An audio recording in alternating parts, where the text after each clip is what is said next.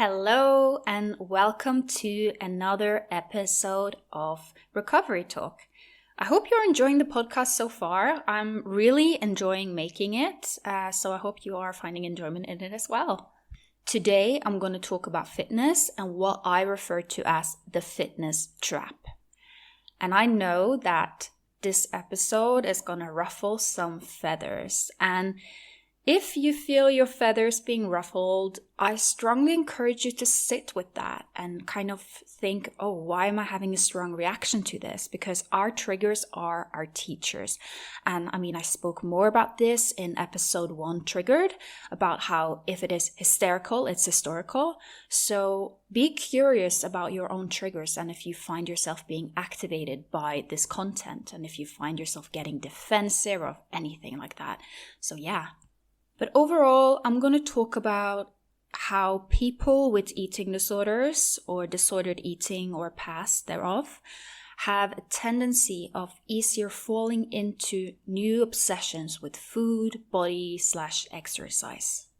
I'm also going to talk a bit about fitness in itself and the fitness industry, which is often being portrayed as the epitome of health. And I'm going to look into, is it really healthy? And as always, you know that I encourage balance, different opinions. So I know people are going to disagree with me on that and have a different perspective. That is fine. That is okay.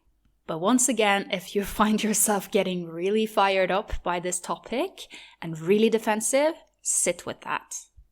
Because if the shoe fits, and if it doesn't, it's fine. Throw it away.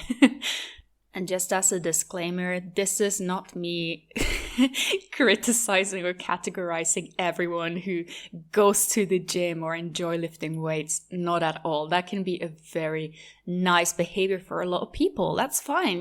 That is a good behavior for some people. For some it isn't, but for a lot of people, that is an enjoyable activity. I am talking about the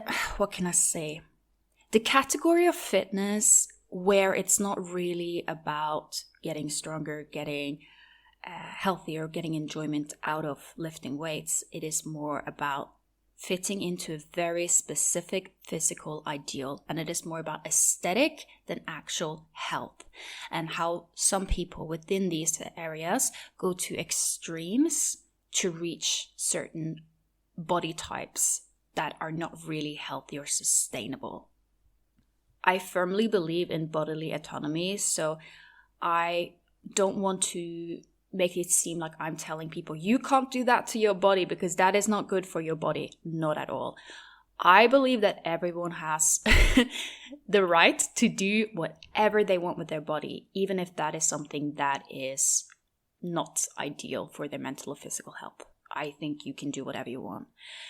But as this is a recovery podcast, I am talking to an audience who maybe is a bit vulnerable and is feeling a bit tempted to go into this route of fitness and body fitness, maybe competing these things, and are maybe questioning a little bit their intentions, but they're also getting confused because they're getting conflicting messages from society because society praises it as health and determination. And that can be quite triggering. So if you are in a space where you're kind of questioning your relationship to fitness and whether or not that is a path you should take, I think hearing my perspective as a recovery coach and also as someone who has parents who were in the fitness community and have also worked one-on-one with people who have fallen into traps of replacing one obsession with another, I think hearing me out first could be good. And then you can make yourself an informed decisions. Then you've heard it from different perspective, because diet culture or our society will tell you that this is healthy and amazing, and you've heard that side of it already, right? So I just want to give a little bit of a critical insight and view, and I hope you can hear me out. So let's get into it. The first thing you need to remember and keep in mind is that your eating disorder loves control. It loves control over food, body, and in some cases also exercise and movement. When you start recovery, your eating disorder will tend to try and push you into directions which allows you to hold on to some of that control, just in a different manner. So for instance, you might be very tempted to go vegan. And this is not me criticizing vegans overall, because I know there are a lot of different reasons for going vegan, and a lot of people are vegan without having anything to do with an eating disorder, right? But we also can't deny the fact that there is a disproportionate amount of people with or with a past of an eating disorder who go vegan. And in the same way, there is also a disproportionately high amount of people with or with a past of eating disorder that enter the path of body fitness. And of course, there is also a difference between going to the gym, lifting some weights, and living your life, and getting into these more extreme corners of the fitness community. So I'm talking more about the extreme corners of the fitness community, but I will also talk about just fitness in general and this whole thing of strong, not skinny, and how that can also be just another ideal. First thing to know about me is that I am a child of fitness. Like, literally, my parents, the way they met was that my dad, he ran a gym, and my mom was training for her fitness competition, and he became kind of her personal trainer. So my dad was a personal trainer, gym owner, and my mom was a body fitness athlete. My mom did not have an eating disorder, but it's very interesting how some behaviors and thought patterns came up when she was undernourished. I'll get back to that later. But overall, that's how my parents met. They met through fitness. My mom was actually one of the top winning body fitness athletes in Scandinavia back in the 80s. She was ripped. She looked like the Hulk. Like, she was ripped. And in her case, again, she did not have an eating disorder. But it's very interesting because when I talk with her, she explains certain symptoms that I see a lot in clients, and that is she noticed she became more rigid with food. She was thinking about food all the time, became more obsessive, and just everything became about food. And physically, she was cold all the time. She had very little body fat, and she lost her period. Yet when society around her looked at her, it was praise for being determined, for being strong, all of these things. But she had too little body fat to even menstruate. And if she had stayed on that path, then I wouldn't have been born, because she wouldn't have been able to have kids. So thank God she got out of it. But when my mom talks about her time in the fitness community, she talks about it in a positive light, because for her, she does not have an eating disorder. So for her, it was very easy to switch off. After a competition, she would go to the buffet and she would eat. I mean, get extreme hunger, we maybe call it in recovery language, but she would eat a lot and she'll go back to her normal body and not really think that much about it. She could switch on and off very often, and she had a lot of other things going on in her life as well. So her life wasn't just about the fitness, right? She had an identity outside of it as well. But it did come to a point where it was not healthy and sustainable, and she wanted to start a family. She wanted to, have a life outside of it, because even though she did have a life outside of it, it does complicate when you are that high competing level fitness athlete. You can't just go to a party and do all of these things. So she wanted to live her life and also get her health back. So even though she was, I don't even know her ranking, but I think she won like silver in the Scandinavian body fitness. I don't know, this was back in the 80s. She was in the newspaper, everything, but she still took a step back. And she's still a very active woman. She likes being active, she bikes, and she also likes lifting some weights, but it's not really centering her life anymore. And my dad as well, he's no longer a personal trainer, but he is really enjoying going to the gym. So does my brothers. I'm actually the only person in my family who does not really exercise much or go to the gym much or have ever been very, very interested in it. I'm very fine just going for a walk now and then. And yeah, it's just like, and also during my eating disorder, I actually did not struggle with exercise. And I think that's important to mention. I have knowledge about exercise addiction from my profession as a coach, but I did not struggle with excessive exercise during my eating disorder. But fitness is an interesting one, body fitness, competitive fitness, because we see these fitness athletes standing on the stage being completely ripped for body fat, and we praise them as the epitome of health, determination, strength, when actually very often they are in the worst shape of their lives. They are dehydrated, undernourished, hormones out of whack. It does says a lot about our society that the people we portray as the epitome of health are often very unhealthy. Health is not really about health in the eye of society. It is about fitting a certain aesthetic, an aesthetic that is not sustainable or achievable for most people. So much health concern for fat people, yet these people, fitness athletes who are on the stage in the worst shape of their lives, are being praised. I want to remind you that body fat is not something to get rid of. It is an essential hormone-producing organ. We need it. It is not a bad thing. When my mom was a fitness athlete, I mean, yes, she was muscular, but more than anything, she just had so little body fat that made her look ripped. And I see a lot of people who are not necessarily very strong, but they're just so ripped of body fat that they look muscular, and society thinks muscles, strength, healthy. But the truth is, if you're constantly hungry, obsessing over food, maybe having difficulty sleeping, maybe you lost your period if you're someone who menstruates, lost your sex drive, and just overall feeling like shit, you're not healthy, even if you look ripped. So people are allowed to engage in fitness. Of course, I'm not here to tell you you can't do that because it's bad for you, because it goes back to what I said. I believe everyone has the right to destroy their bodies or do things that are not necessarily good for them if they want to. But I want you, if you are someone who's sitting there thinking that is what health looks like, to know that it is not. Also, when you see these fitness athletes on stage, that is them in their stage shape. They're not supposed to look like that all year round. When my mom was competing, she wasn't at her most ripped all throughout the year because that wouldn't be healthy or sustainable. But now, in the age of social media, there is a stage all around the year, right? It is not just, people aren't just looking at you when you're up on the stage, people are looking at you when you're off the stage as well. So as a result, it becomes this pressure to maintain the stage shape throughout the year. And this creates a very unrealistic view of what you can maintain throughout the year without engaging in very, very dangerous behaviors. I see people on social media who are maintaining the stage shape throughout the whole entire year being praised as the epitome of health, when we know that body fat is an essential organ that you actually do need. And it's also important to talk about mental health here, because health is mental and physical. So mentally, what you see is that people with eating disorders does tend to gravitate towards anything that allows them to restrict or keep some kind of control over food, body, and sometimes exercise, right? So fitness can very easily become this vessel for that. It becomes this space where they can engage in certain behaviors without concern and basically move from one obsession to another, right? And not get the concern and instead actually get praise for it. But here's the thing.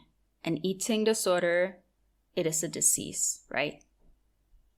Anything that promotes a disease is unhealthy. Thus, going from one obsession to another, per definition, is unhealthy because it is promoting disease, the disease being the eating disorder. Just because something is socially acceptable and even encouraged and celebrated does not make it healthy or sustainable. Don't fall into the trap of replacing one obsession with food, body, and exercise with another more socially acceptable one. Because you are still going to suffer the consequences. That is the truth.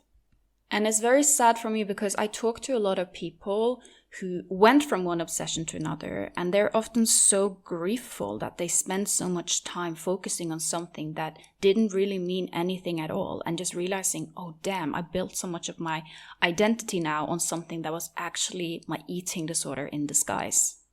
And I see a lot of people in eating disorder recovery who are thinking, oh, I must go to the gym and lift weights during my recovery so I gain the right way, right? And the underlying fear here is a fear of fat. It is a fear that you're going to gain the wrong way, that there is a right way to gain. And that is the eating disorder speaking. I want you to know that when you are recovering from an eating disorder, your muscles are already broken down. So by excessively lifting weights, you're breaking down already broken down muscles. In recovery, you will actually gain muscle mass just from resting, because muscles are built during rest. Hence, resting, you gain muscles.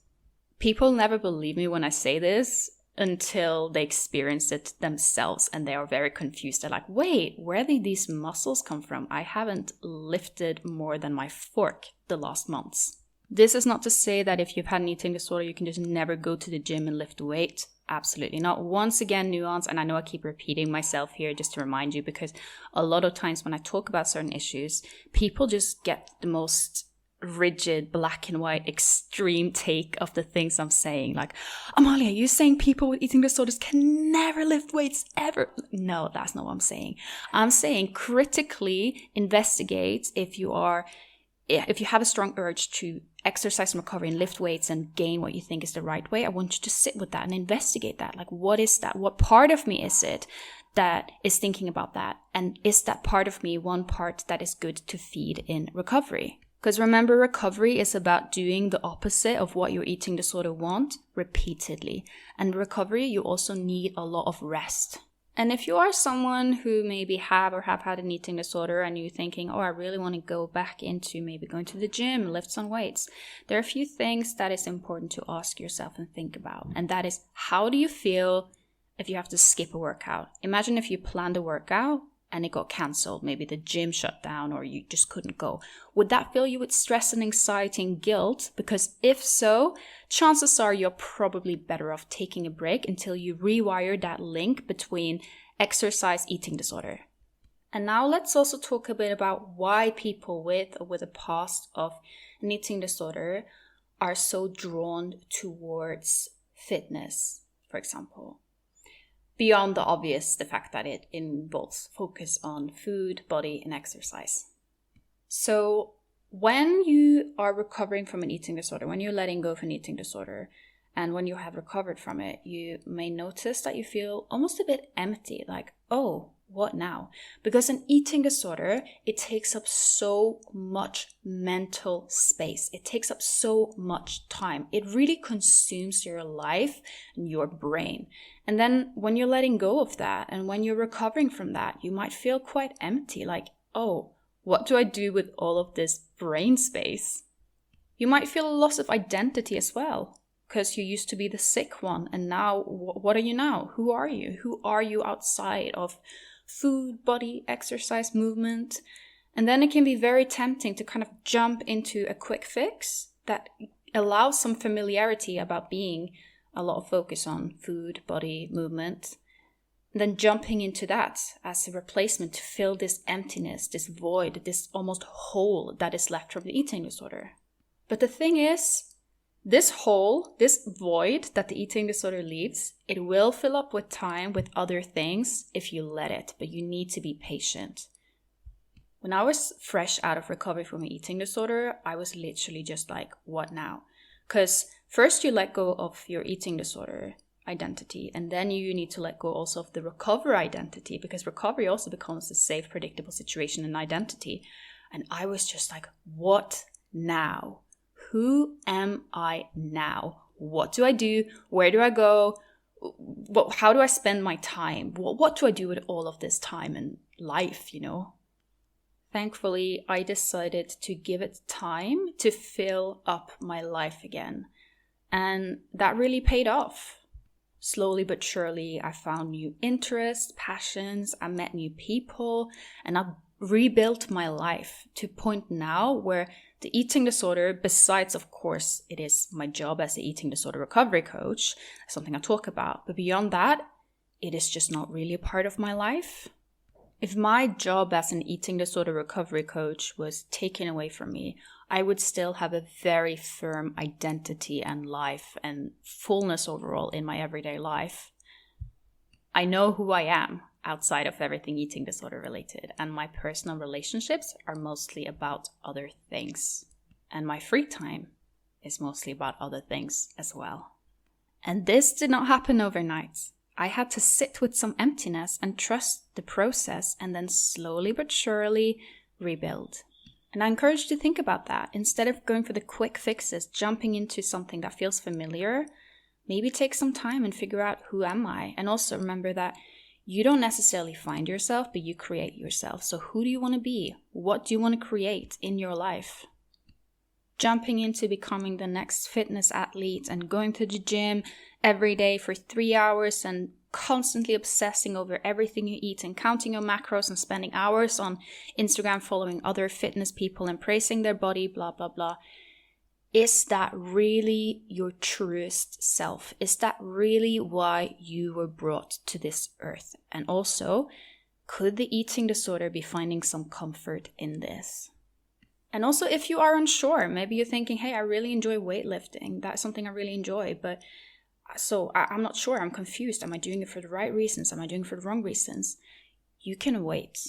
If you're thinking, I'm not sure if I'm ready yet to go to the gym, I'm not sure if I'm ready yet to go to a certain path, you do not have to rush your decisions. You can take some time and become more steady in your recovery before you decide, for instance, to go back to the gym or get a gym membership and start lifting weights, or going into CrossFit or a certain community that you don't know exactly what your intentions are behind it.